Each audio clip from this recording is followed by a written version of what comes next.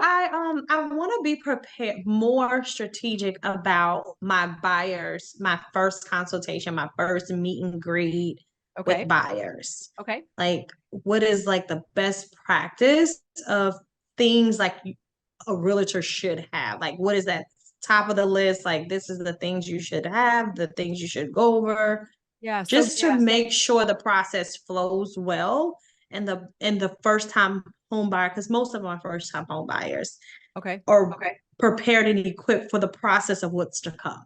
Okay. So give me a scenario. Like, how did you meet this person? Because it definitely matters depending on how this person comes into our world. That's gonna Mhm. that's gonna change a little bit about how we approach the process. So tell me As a referral, as a referral. Yeah. whether it's from a lender, or a sphere of influence, a referral. Okay. So steps. So tell me what you're doing right now. I pretty much just meet them and I let them talk to me and tell me, okay, like what are their desires? What are their needs? Um, of course, knowing their budget to keep, to make sure that I am showing them in their price point and not frustrating them in their process. So making sure I'm listening to them, being that good listener, of making sure they are being heard and understood and trying to make the process effortless for them. Mhm. I normally don't have them sign like a buyer's agreement representation, but I think I probably should start doing that. I wasn't sure. Yeah. You um missed my talk about that yesterday. I don't. yeah, That's completely against industry standard. I yeah, never have anybody sign anything until we go write an offer on a property because I'm yeah. always here's something really, really weird about the way that I approach everything that I do is it's like a challenge. Like, can I win this person over? Can I get them? Can I provide them enough value that they want to work with me? Right. That's my goal. Whereas there are a lot of people in the industry who are like, oh, I have this warm body who's interested in buying or selling. I better get them to hurry up and sign a contract. So therefore they can't leave me. So that is a scarcity mindset where we're like, oh my gosh, I have to tie them to me because it may be true that they're going to leave me. And I come at it from the perspective of here's this person. How can I serve them? Right. A lot more positive energy of how can I serve them and what's our plan and what are we going to do? And then we communicate that plan. And when you do that, you make them feel so much more comfortable and so much better than trying to shove a piece of paper in their face that says, here, I know we just met. Let's jump into bed together, sign my buyer rep agreement, and you're stuck with me. And whether you decided you like me or not, you're stuck with me. I like to win people over. That's how I've always done my business is winning them over. And if you're not winning people over and you feel like you need to shove a contract in their face, which I know you don't feel like that, but this is just for the listening public, right? If you feel like you need to give them a contract or they won't stay with you or you might lose them, you need to revisit why you feel like that and where you need to level up in your process and the value that you're providing to the client. Because that's a lack of confidence if we feel like we need to hurry and get a contract. And I'm going to tell you right now, I've had clients that had contracts with other agents and waited out their contract till they could not fire, but get out of the contract with their agent, right? Wait till that contract expires and then came back to me. I was like, I'm sorry, I can't help you. You're in contract with another agent. But because I provided so much value, even upon the first time that we spoke, they waited out their contract with their current agent because they hated it so much. So a contract is not fun, right? Okay, so Colin Wallace says Washington State now requires buyer agency agreements to be signed as soon as discussion becomes substantial. Yes. So check with your laws, and I kind of think Idaho's probably the same way, but yet it's not like we our disclosure. We have a disclosure in Idaho. We call it our blue brochure, but that's essentially like what everybody's responsibilities are as an agent, right? And what how we're supposed to represent and the different types of representation. That is supposed to be signed. But for us, law. So check your law. Is it that you actually have to have a contract with the person before you have a discussion? Those are two different things. Does everybody have some sort of, like, we call it a blue brochure, but like an agency disclosure brochure? Is everybody Yeah, the buyer agency disclosure. okay? Mm-hmm. That's supposed to be given to them so that they know their options. But Mm-hmm. you don't have to have a buyer agency representation agreement signed. I don't believe, but somebody correct me if I'm wrong, because that's a contract with that buyer to use you. And you can discuss things with people without going into a contract, right? That's your contract. So two completely different things, but we do want to educate the buyer with that disclosure. 1000% yes. Okay. That lets them know up front what all their options are. Um, so, okay, so you said a few things like prompts, you're listening. So you're prompting them with some questions. So let's just kind of go through this. When you meet a new buyer, you have this new meeting, right? Number one, realize that you have some credibility established because it was a referral.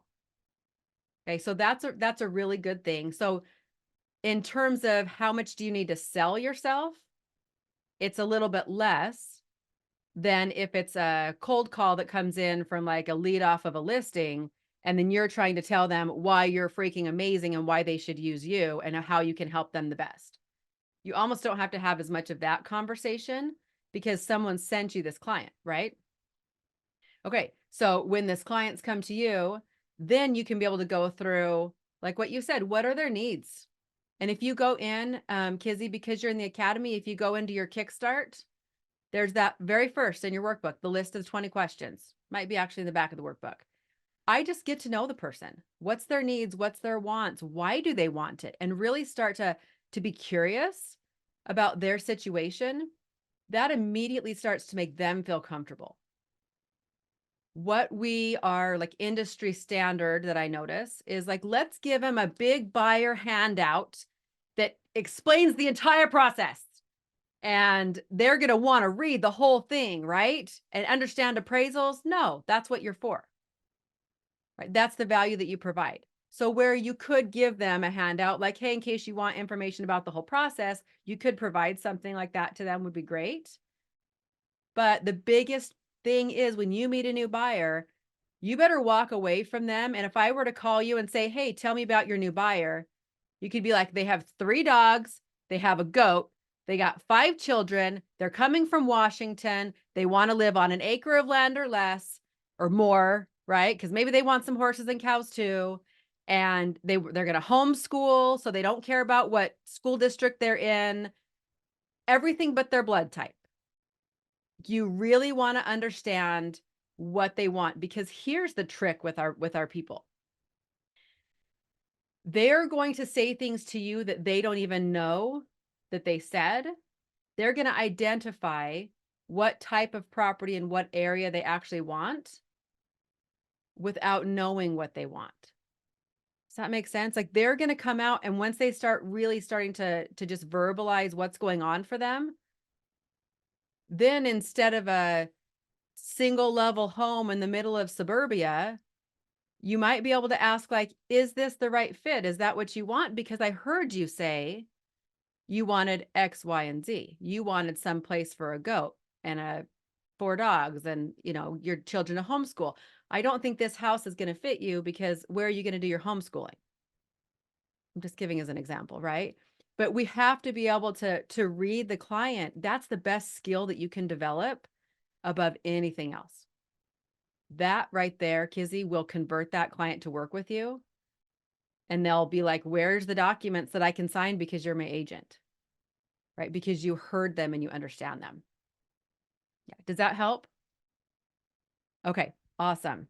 Go get it. And you got a referral. Woo, woo, woo. That's amazing. Yes, Congratulations. it was from a lender. It was from Hey. a lender. Okay. So if it comes from a lender, that's amazing because Yeah. that means they have faith in you and your process and Mhm. that you will take good care of the client.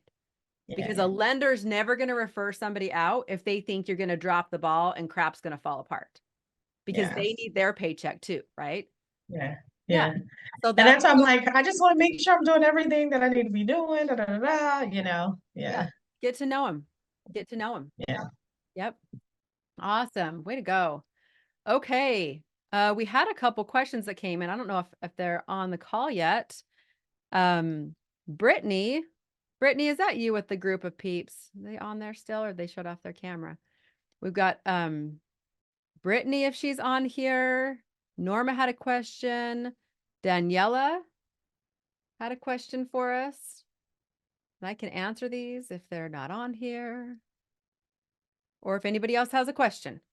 Who wants to ask the coach a question while you're here? Norma's driving. Norma's driving. Okay, Norma. You want to be driving. So converting, so I'll answer her question. So converting leads and following up when they ghost you. So how are we converting leads and following up when they ghost you? Okay. So do we have a specific example, Norma, of when this has happened? Like the situation? So you get them all the way to the pre-approval. You've showed them houses. You've spent a gazillion amount of hours with them. Okay. And you think you've narrowed it down, and then all of a sudden, boom, they quit answering anything. Okay. Okay. And now what? How do you get them to respond? Like, you think that the house that you just showed them after the pre-approval, it's everything on their checklist. They liked it. Mm-hmm. It was great. Now they're not answering their phone. Okay. So a couple things. I usually check in with my lender to see if they've heard from them, if they're not answering. So I'll check with the lender because sometimes it has happened that they did get like swooped up by another agent because they walked into some model home or something and got talked into putting in an offer. Or, I mean, who knows what. So I usually check with the lender and say, hey, have you heard from this person? And if they're like, no, I haven't either, then we're like, okay. Then I literally would just try to call them, not just text. You can call, and if they don't answer, you can shoot a text, just say, hey, I just haven't heard from you. I want to make sure everything's okay. Because our first like thought response to someone like the words you use were ghosting you, right? Our first response is that they don't want to use us, or that they are cheating on us with somebody else, or put an offer in with somebody else, or that we did something wrong. Like, we usually try to find what's wrong with the situation. And I sometimes like to wonder and be curious about what's going on for them. Okay, Norma, here we go. I'm going to give you the best example. Norma and And I don't use me. I can't. It's the perfect example, and there's nothing wrong with it. Norma and I were going to have a call a couple weeks ago, and I called her, and she didn't answer. And literally, because it's a product that we were going to talk about, I was like, "Oh my gosh, maybe she doesn't want my product. Maybe she's not interested." And that's the first place your brain goes, right? Is to that negative response. And then literally Right. next week, Norma calls me. She's like, oh, yeah, my husband got in a car accident. My grandkids were in there, and it was like a whole lot of stress. And I'm thinking, oh, and here I was thinking she just hated my guts. And I mean, we create this whole story surrounding what just happened. Right. And so Right. what I would say is try to stay out of the stories and just go to the facts, and maybe be concerned about what else might be true or going on for the person that's not answering your response, your questions. Okay. Okay. Yeah. And every once in a while, if they finally get back to you, or you find out from the lender that they put an offer in with somebody else, like, we just let it go because they weren't the right person for us. I mean, there's only so much we can do. And sometimes it sucks if we've spent a lot of time with somebody and then they end up not going through with the transaction with us. But I believe that's also why we make a really great commission, is because we have some duds, right? We spend our time with some people and nothing ever happens, but then we spend time with other people and something really amazing happens. So does that help, Norma? That does. Okay, perfect. Especially since you called me back out Oh yeah. for the second day in a row, Lisa. I love you. So good. Sometimes we have to get called out. It's the worst though, isn't it? Sometimes. Oh gosh, Norma, you're amazing. And I'm gonna call you, just so you know. We'll chat today if it's a good time for you. Okay, so 15515, I love that tag there. You said, good afternoon. What's the best way to or advise to get listings? So what's the best way to get listings? Can you unmute so I can ask you a few questions? I can tell you all the things that I think, but I'm curious what you've tried and why you think it doesn't work. 15515.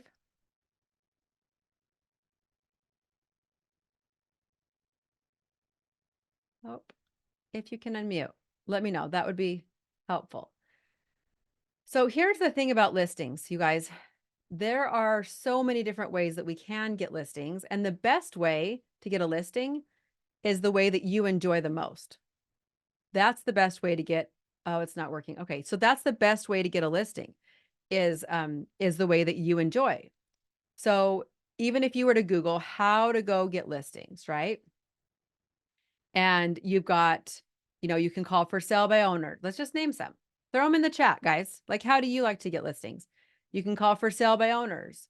You can call expired listings. Those are both low-hanging fruit, right?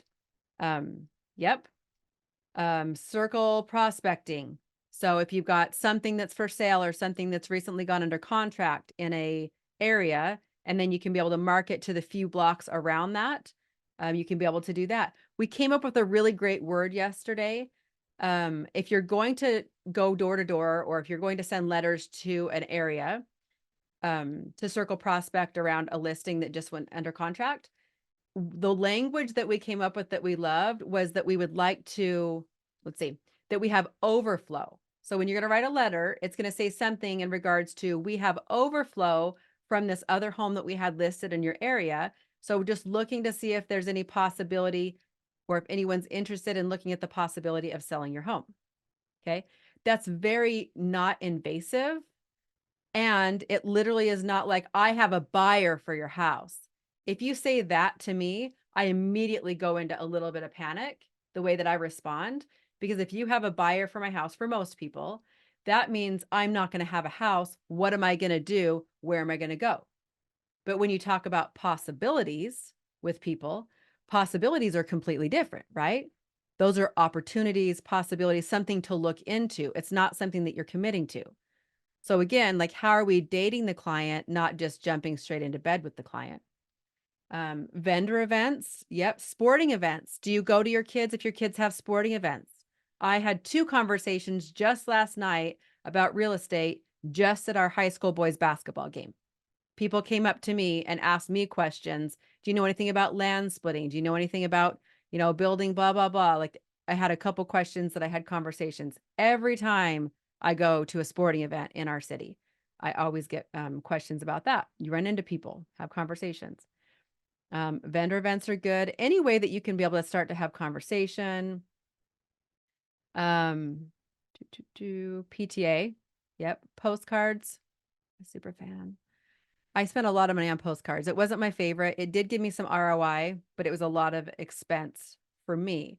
That's a system.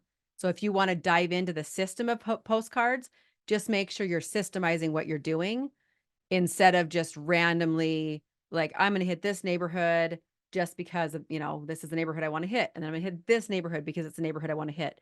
That's not enough strategy to make that work and really profitable. Let's see. Yeah, turnover. So you can also look on the RPR is a really great resource. And RPR has like a heat map of who's most likely to list, who's been in their house the longest, or that magic 5-year period of time, 3 to 5 year period of time. So you can go on RPR's app and you can be able to like gauge what would be good people to hit that way. That would be good. Distressed property. So here's what's interesting too, the vacant properties. One of our agents inside the academy, awesome. She ended up sending a letter to someone who had a lot and nothing was happening with the lot. Nobody was building on it. She sent a letter and said, hey, there's a lot more to the backstory, but the gist of this is she sent the letter to say, hey, like, are you interested in selling this piece of property? Right? Not saying I have a buyer for it. That's like the oldest trick in the book. That's like 1980s marketing, you guys. Just, are you interested in selling this property? This is what the market's doing, provide some value to them. And sure enough, she got that listing. And then she ended up getting another listing off that one. So she created that for herself, which is awesome. I always look for things when they go off the market. I love to pick apart. I'm kind of like a mean high school girl. That's what I like to call myself sometimes. And I like to go through and see, why did this property go off the market? What's wrong with it? Right? Maybe what's wrong with the property, but really what's wrong with the presentation, and where did the agent not do a great job? That is my most favorite thing to do. So there's some ideas for you. And 15515 said, thanks for all the advice and info. It's my first time here and I love it. Caps, woo! Welcome. We'd love to have you here. Okay. Awesome. Yeah, canceled, expired, same thing. Okay, who else has a question? We're getting warmed up. You guys getting used to me now? Now you see how this flow goes, what it looks like at Ask a Coach. If you haven't met me yet, some of you have met me, maybe you've scoped me out online. So I have been an agent for 9.5 years now. Holy Moses. Yeah, 9.5 years. And in that amount of time, gosh, I was trying to add up my numbers. I'm somewhere over 200 million in sales volume. I've done 120 transactions in a year, multiple times solo. So before I ever had an assistant, no transaction coordinator, I had to figure out and ramp up my business to get to that point where I was actually handling those transactions all by myself. I had such an amazing process. Conversion rates are high, like sales rates. I don't lose my sales. So if something's getting listed, it is getting sold. Right? There's never a, well, I love when I hear this from agents. Yeah, I have a few listings, but I just don't, I don't know if they're going to sell. And I'm like, oh, no, no, no, no, no. If something is listed, it's listed to sell it. Right? And if it's not selling, you better figure out why it's not selling. That's a huge piece of the puzzle, because you don't want to be one of those agents that has expired listings. Right? And that builds up your brand and your brand in the marketplace, to where now people will know, hey, I'm going to go to this agent because they get crap done. They get stuff sold. You don't want to be the agent that's like, yeah, it might work and it might not. No, you need to build up your confidence and skill up so you can level up. So when someone comes to you and says, I have this thing to sell, and everyone else says it's going to be hard, and you're like, oh no, game on, let's go. We're going to get this thing sold. Right? That level of confidence. If you don't yet have that level of confidence, that's something that you can gain. That's something you can learn. It's not something I was born with, right? I didn't go to college. I don't have the business background. I have the mommy background. I had to learn that confidence, and I built that up. I just give you guys all the shortcut because I can teach you how to do that so much faster. I just had to figure it out for myself. So my pain is your benefit. Awesome. Let's see, we have it. Go to board meetings. Somebody said to go find more listings. Yes. Okay. All right. Who else has a question today? I have a quick question. Go ahead. Hi, Juan. Um, Hi. Yeah. So I've been busy, which is great, right? Like I have two under contract Monday, two closings last week, and a closing Friday. And so I'm busy and I have a listing appointment Saturday. So for this listing appointment Saturday, they just messaged me on Facebook Messenger. And Nice. like, hey, I know you from the neighborhood. I see all your mailers and your events, and we're thinking about selling to be on the market March 1st. Is that feasible or something like that? And then I was like, oh, hey, yeah, thanks for reaching out. Yes, that is totally feasible. And tell me a little bit more about your situation. And I try to ask about their situation, why they consider moving, yada yada. So that was good. I was like, okay, well, that sounds great. Would this weekend or next weekend be better to meet up, because I would like to see what upgrades or features. I know all the homes here in the neighborhood, but I would like to know the features that maybe we can highlight and make you stand out. Oh yeah, that would be great. Next weekend. Anyways, long story short, I followed up with her this week and we confirmed for a noon appointment. So the question is, since the way, you know how you said, well, the way the lead comes in, Mhm. right? And how you approach it. So I was going to approach it, of course, like formal approach, as if I don't have the listing one, right? Because there was one time out of many times I did it, I lost it one, assuming I had it, and then went with someone else because I didn't do the full on presentation, formal, impressive, like as if Okay. they were a cold lead, right? So Okay. so I don't do that anymore. So I'm still going to approach it that way. But I'm still going to try to, connect and, oh, yeah, well, how else did you hear about me? Or, see more of what they, and of course, learn more about the situation.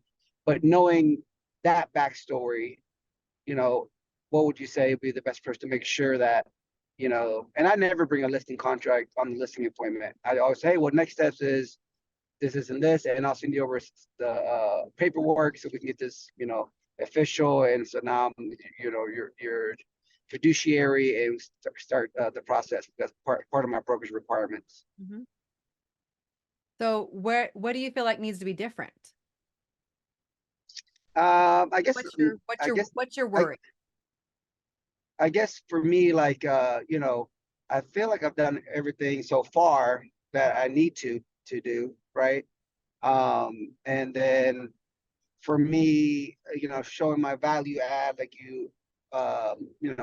were mentioning earlier and everything, and all the sales in the neighborhood and why, at the highest, number. But really, I cater my presentation to what they tell me, and I try to learn it as much as upfront that I can. Mm-hmm. If that makes sense. Do you modify your presentation to that end, or you kind of stick to your system, you used to the slides you have, or because I sometimes skip over, but this is not important because you said this, Yeah. right? So Yeah. So I do tend to feed off of what their biggest fears are or their biggest concerns. So for some people, their biggest concern is where are they going to go next?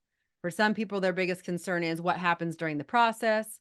For some people, it's the what if my house doesn't sell? So I usually listen real close to feed into and address what their biggest concerns are, what's most important to them, right? and I ask that question directly all the time as well. Yeah. And even if they may not know. So, I mean, you can ask the question direct and they know, and sometimes they don't know, but in all the conversation you're having, I mean, do I present differently to people? I do. They have different personalities.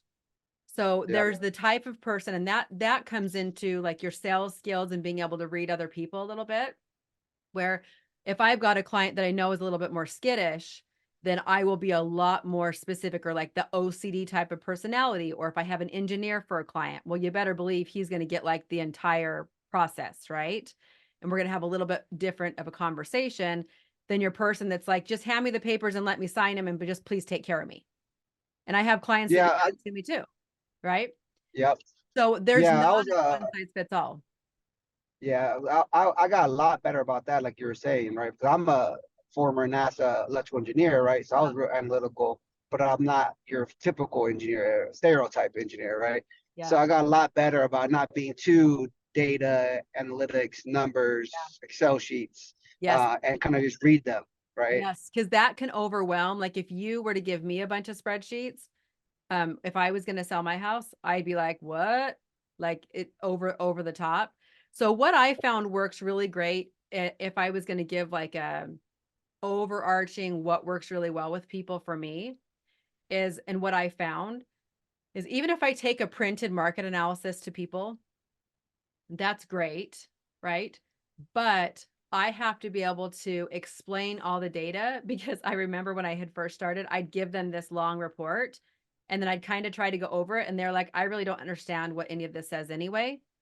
And I found what worked really great by trial and error is to go in and say, okay, here's what the market's doing. Here's what your house looks like. Here's the price range you're going to be in. This is how long we're going to be on the market. And just, and this is when I can sell you. And then if they're like, okay, well, here's what I'm worried about. Okay, great. And then I answer that problem and I have a solution for everything. Right. And so I just keep providing if they're like, okay, well, I'm concerned, how am I going to sell this one and buy another one? I'm like, oh, no, my clients aren't homeless. I always make sure that my clients go from one house to another. It's a very seamless process and we can just coordinate. And it's a lot of work on my end, but we'll just coordinate the dates. We'll coordinate when we put you up for sale, when we have you offer on another house, what the closing dates are. I work with the lender. And honestly, you guys, hopefully none of my clients listen to this podcast, but I talk about things in such, like, that's a little bit detailed. If you would ask some people, that's a little detailed, right? I will make things sound, that's not the word I want to use. The part of the process that I explain to them isn't like, okay, well, we're going to put your house on the market and then we're going to have an inspection and then we're going to have an appraisal. Like, that's not the part that they're usually overly concerned about. They're concerned about what is it going to look like. And so I paint that picture for them of when we put your house up for sale, this is what it's going to look like. And this is what our plan's going to be. And this is how I'm going to take care of you. And as soon as they're like, oh, you're going to take care of me. Okay. That sounds great. Because most people, they Yeah. care about being taken care of. So I don't know if that really answers your question, but make sure that you don't stay in your head too much about like making sure that you're in some sort of presentation. Honestly, in my business now, I don't take any market analysis with me. People, I can demonstrate my knowledge. So somebody calls me and says, hey, I'm interested in selling my house. I'll go take a walk of their house, right? But if it's someone who was referred to me or someone that I already knew and I've been through their house before, I'll literally pull comps on the spot while they're on the phone. I'll be like, just a second, let me pull up some information. I pull comps while I'm talking to them on the phone. We talk about price range and I'm like, okay, this is where you're going to land best case. This is where you're going to land worst case scenario. And is this what you want to do? And what's our time frame? And they're like, oh, well, I really want to get it listed now. I'm like, great. I can have the photographer there in 2 days. We can have you up for sale in 3. And they're like, okay, let's go. And then that's it. Yeah, and I do that. I use stories of like other neighbors that I've helped. Well, their situation was this. I don't use names, of course, but and I was able to do this and that, and so and actually it's them. If you and I send my review link to them ahead of time, right? Like I'm gonna send it today or tomorrow, before the Saturday, and say, hey, we're meeting at 12 p.m. Here's just my review links, just to have something you can see what my clients, have said of me, and I'll see you at noon. Is it the address this, right? Just to get a reply. And I do that. But, and a separate question, since I don't know, if someone else has a question, it's a totally separate question. I'll wait for others to chime in, or I can just ask my second question. You can go ahead. If somebody has a question, you can hit the raise hand button. Otherwise, Juan, take it away. Okay, so a different listing I have. This one's gonna be probably like 850, and six bed, 2 bath type home, great condition, yada yada. But the question is, so he has it for Airbnb, right? And so March, I think it's there's a little window of like a week from like the February 22nd to February 29th where no one's booked, right? Okay. And then, but then after that, like March 1st, I think, it's going to be occupied by his personal friends, that he's going to get $1,500 for I don't know, like it's a week or 10 days, something like that, 7 to 10 days, one of those, right? Okay. And after that, we were going to list it, right? Okay. But then, so it's going to be a 2-week gap, 2.5-week gap. So it's about like 16, 17 days gap in the February where he doesn't have anything. So then I said, well, you're going to lose 2.5 weeks of revenue if you have no gap, unless you get lucky, you do a last minute special from your, Airbnb manager, right, to make money. Or I can get it prepped and listed because it's in great condition anyway, right, within a week. And then you have like, 2 weekends on the market. But then your friends come in, and then we'd have to give them access for inspection and appraisal, soon after to have it closed, right? And then he was like, well, I'd rather do that, get all that done and pictures and drones. So then we do go live right after they leave. I want it like that. Okay. Or then I said, or we wait till they're completely gone, which is like the, 15th of March, and then do the whole process, No. right? But then he loses that, 2.5 weeks of a gap in February, assuming no one books. He said, well, it's up to you. What do you think is best? Or process. I was like, well, there's pros and cons to each side, right? Because the assumption is if we wait after the 15th, we go on the 22nd, right? Sometime third week in March, the market's going to be even hotter, right? And you should get Okay. 850 or more. So But if we do it sooner, anyway, go ahead. You get my gist, I guess. yeah, I totally get your gist. So you're kind of spinning like, which way do we do it? What should we Yep. do? Okay, That's so ultimately the question. okay. Yeah. So I'm going to give you protocol for what you always do, which is get your contracts and your photos and everything done ASAP. So the longer you wait, here's what might happen.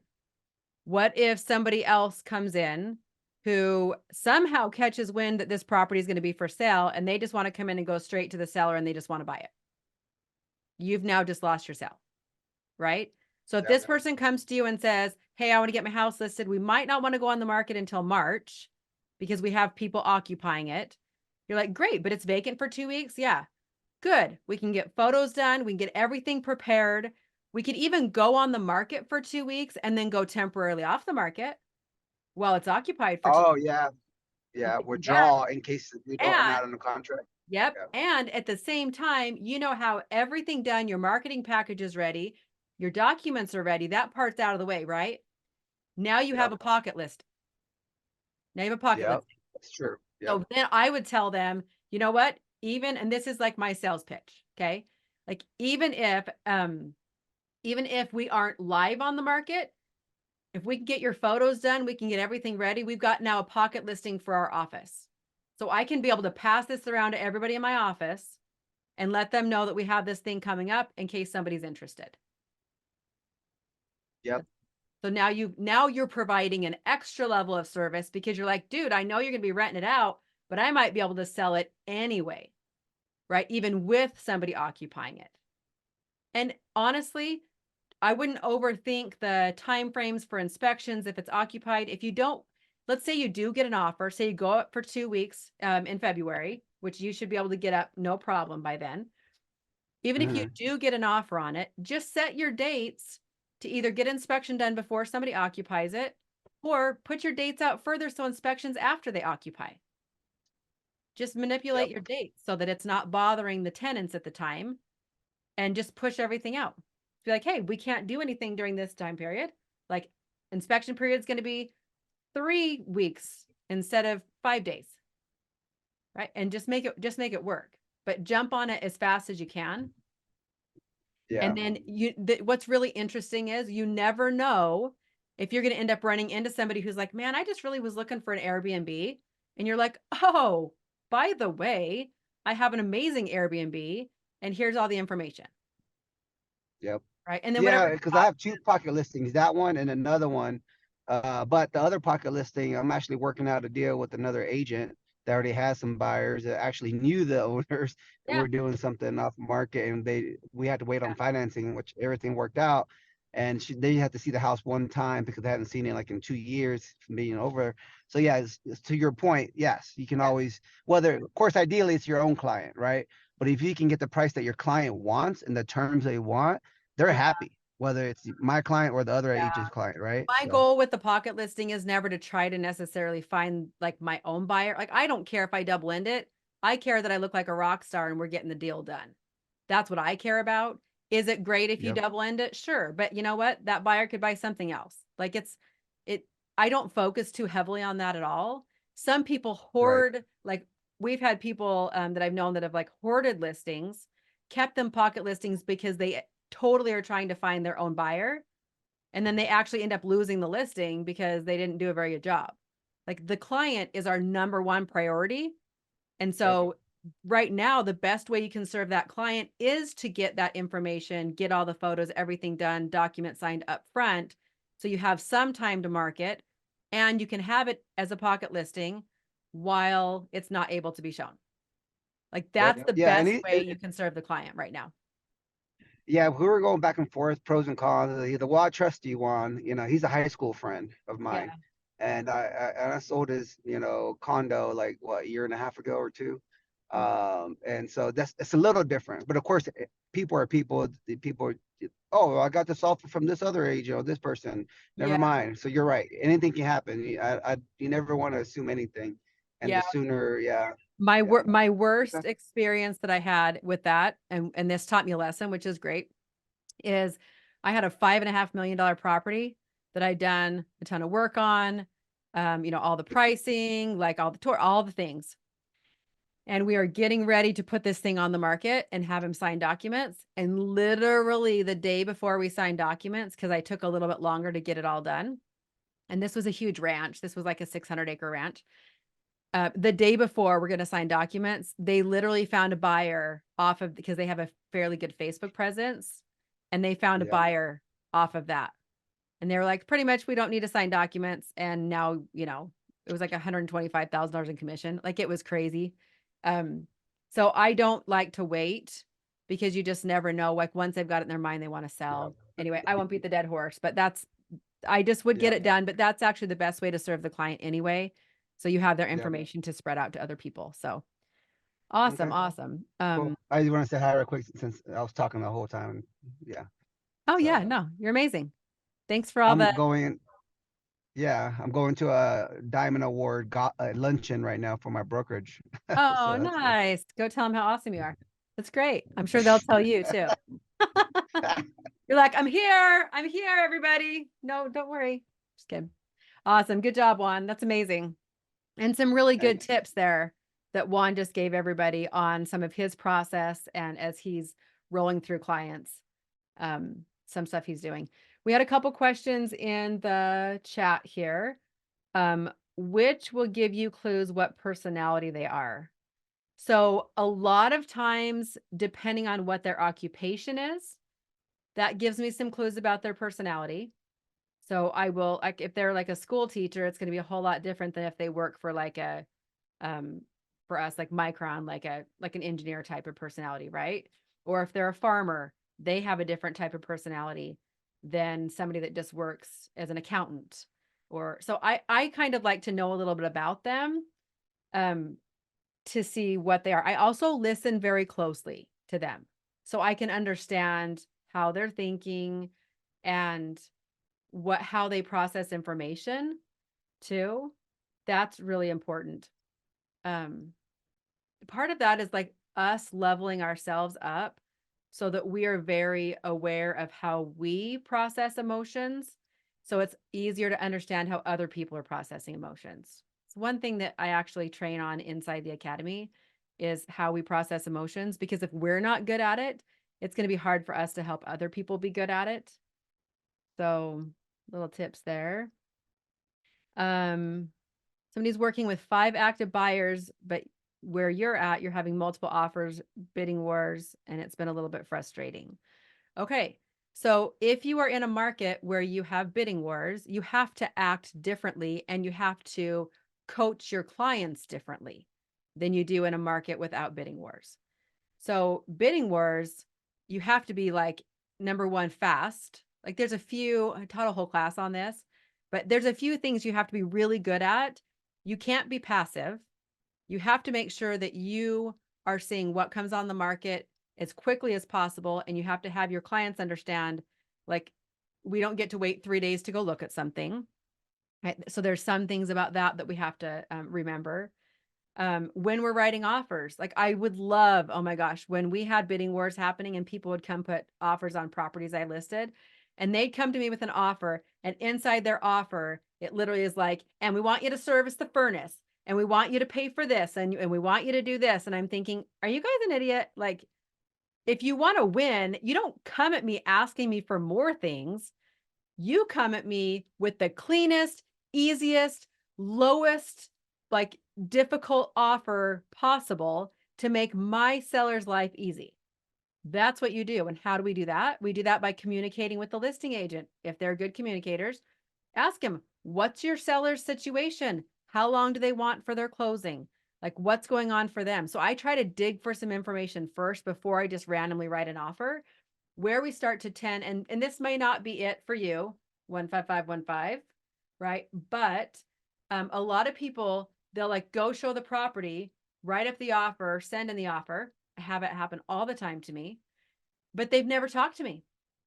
They've never called me as an agent to conversationalize about anything that was going on and what might be necessary for their sellers, or if they, what title company they need to use. Like, let's line it up, man. Let's make it look really easy for the sellers, and then the sellers will be able to take that offer.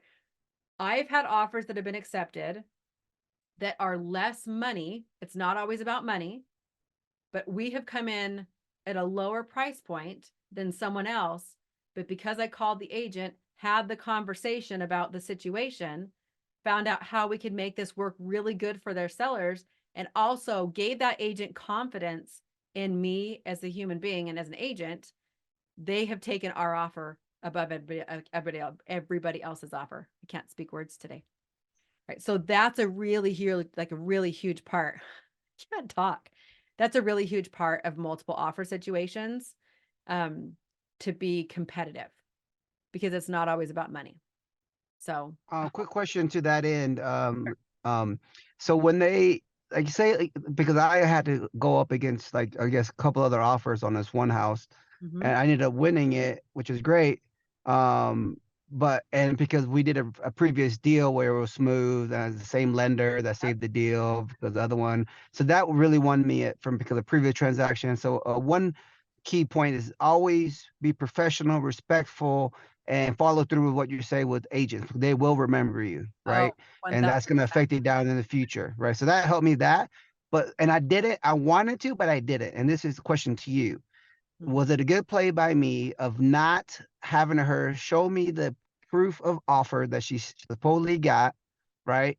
To beat, right? Because sometimes I was like, Oh, I don't ask for that. uh, That's okay. See, that's overstepping. That's not your that's what I was thinking. It was overstepping, because some agents could try to say, "Oh yeah, we got this other offer," and like I've caught it on a couple agents I where mean, they said that, and then we don't. Oh, I'm sorry, we can't compete. We submit, and they said, "Oh well, no, they decided to go to another home." I was like, "That's BS." And you were just trying to push the price too much. You shot yourself in the foot. We went to go buy another home. I didn't say those words exactly, right? But yeah. some people have got a little too greedy and shot themselves in the foot, and somebody else my client had a bad taste in their mouth, and they're like, no, I don't want to deal with that. If they're being shady like that, they don't want to show the offer. If they haven't, what's the problem with them showing it? Right? Was their kind of approach. So, okay. So number one, they have to get permission from their seller to even disclose the prices on any other offers, right? But I'm gonna tell you something else. Like I would go a little bit with your intuition. And if you've done a deal with this person before, that is helpful. Like as you make your name in the industry, the interesting thing about our industry is that we are all competitors, yet we're supposed to work really well together at the same time. Right. So it's kind of a kind of an interesting dynamic. Um, there's agents I can trust, and there's agents that get blacklisted for me where I don't trust them. They don't get the deal done. They're not responsive. Like they have really bad habits. So they've created a bad name for themselves. So therefore, if I get 4 offers and I'm going to take those to my seller, I'm going to be like, okay, this agent follows through and gets stuff done. This agent's terrible to work with and makes our lives hell. This agent's really great to work with, or a possibility. And this one I don't know anything about, but I Google them and they don't have a lot of experience, or they maybe do, or whatever. Right. So I actually judge the agent. I don't think there's anything illegal about that one, but I judge the agent based on who's going to make my seller's life better. Who's going to make this a nice, fluid transaction for my seller, and who's going to get it done? I do the same thing with lenders. So if you're talking about like when you're putting in offers and you have somebody who's trying to say, well, we have other offers, you can definitely say, great, what are we up against? And see if you can get him to divulge any information. Like I always will pry. Some people will say, I can't tell you that. And some people will be like, oh, we got one at 350. We got one at 355. We got one at 3, blah, blah, blah. But, some are cash, some are finance. Like they'll give me all the details, which makes me be able to come in nice and strong. Right. That being said, like you have to disclose to your buyer, hey, like this could be true. This could not be true. What do you want to do? What do you feel comfortable with?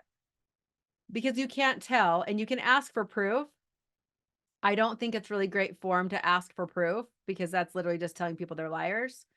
But that's just me. I don't have a habit of doing that. do I feel good about it? Do we not feel good about it? And inevitably, here's the thing. What is the property worth to your buyers? If they're like, no, this is totally worth 385 to me. Everybody else is at 350, but I really want to make sure we win. We're going to be at 380, whatever.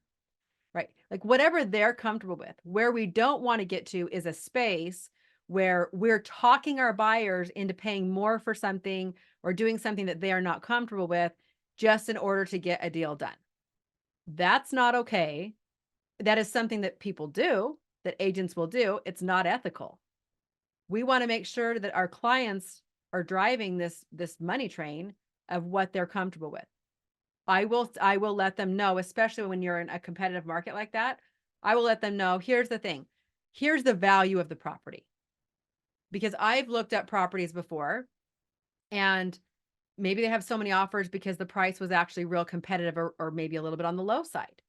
I'll be like, man, this is a great deal and you're going to have X amount of equity in this property, even if you overpaid by $30,000 because they've underpriced it by $50,000. So do you really want to make sure you get it? Like, here's where I feel like we need to be, or here's where the prices might get run up to. Is this what you want to be at?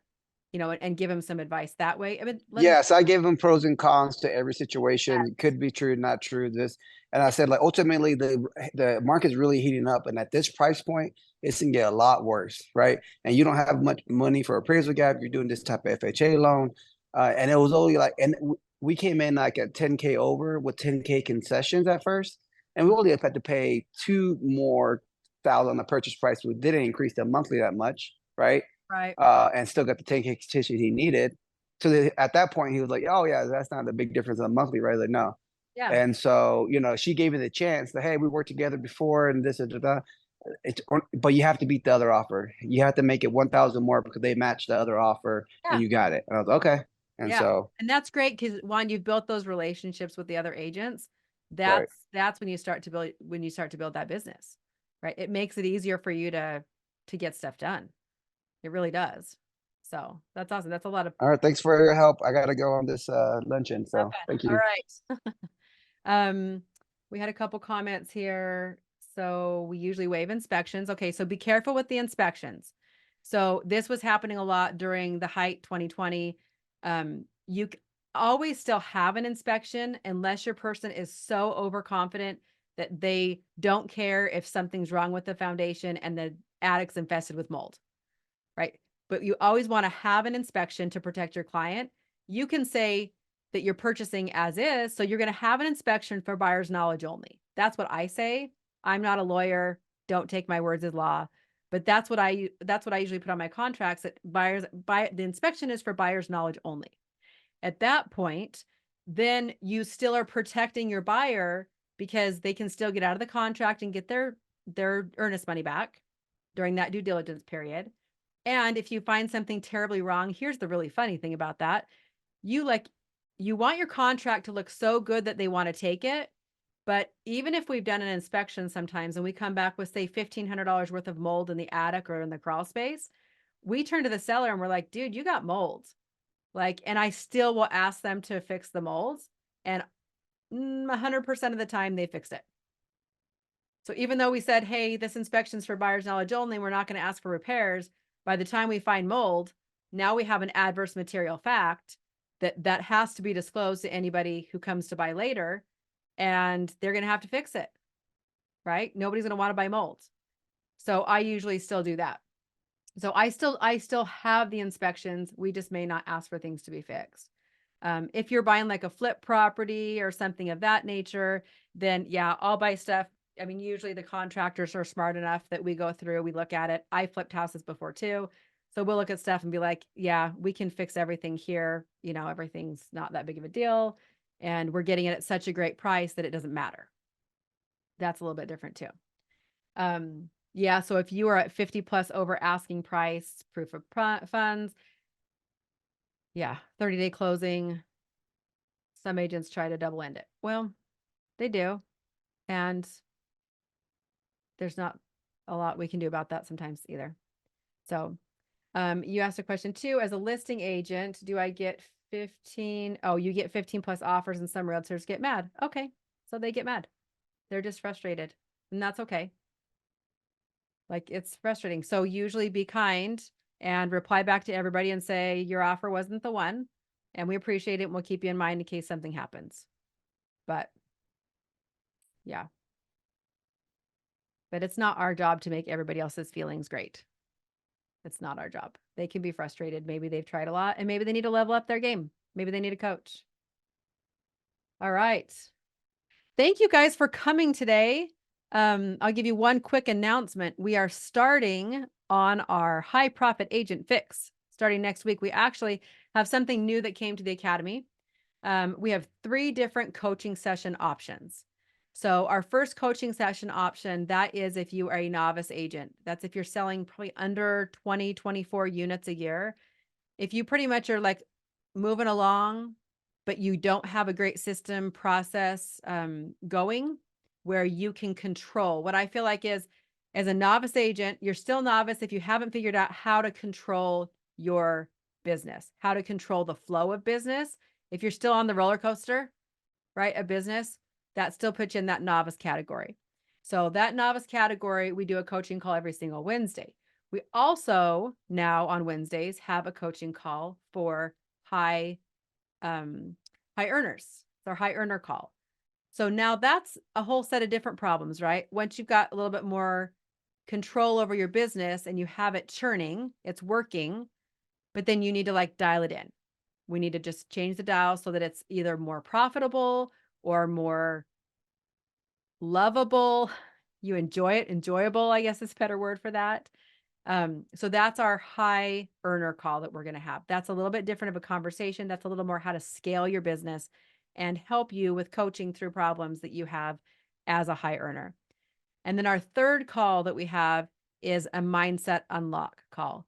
So that's anytime we're getting in our own way, things that we need to, work through, stuff that's stopping us from being our best self. We need to be able to level up our game or raise the ceiling on where we're usually at. That is going to be inside that mindset unlock call. And when you are inside the Academy, you have access to all 3 types of calls.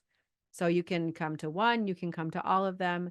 But those are going to be available to you now inside the Academy so that I can continue to help the agents inside the Academy achieve the goals that they want to achieve. And if your goal is to achieve 12, but to be really happy doing it, then we're going to teach you how to do that. If your goal is to sell 50 or 100, right, and be happy doing that, then that's where we're going to get you to, is happily selling 50 or 100 units. So whatever it is that you're looking for, you can find that inside the Academy, where we have coaching just like this, but also a lot more structure to what it is that I'm actually teaching you in skill set so that you can be able to level up your business. So join us inside the Academy, agentleader.com/academy. If you have any questions, you can always shoot me a DM. I'm Agent Leader Lisa on Instagram. And I look forward to talking to you guys in the future. And thanks for participating today. I hope you guys have a good day. Bye-bye. Where are you at in your real estate business, people? What's going on for you? Are you having some struggles finding consistency in the crazy market that we're having right now? Are you maybe wondering what's the next best thing for you to be able to do? Well, I have a solution for you. You can actually come to Ask a Coach and ask those questions to find out what your next best step is. Because the thing is, your next best step is not the same best step for the other person, right? The other person in your office. What we need to do is dive in to discover what you love, what your skills are, what your market around you is like, and how you can be able to capitalize on that so that you can be able to make more sales, because that's the goal, right? So come to Ask a Coach, click the link below, and I will see you with your questions at Ask a Coach, and come get coached for free.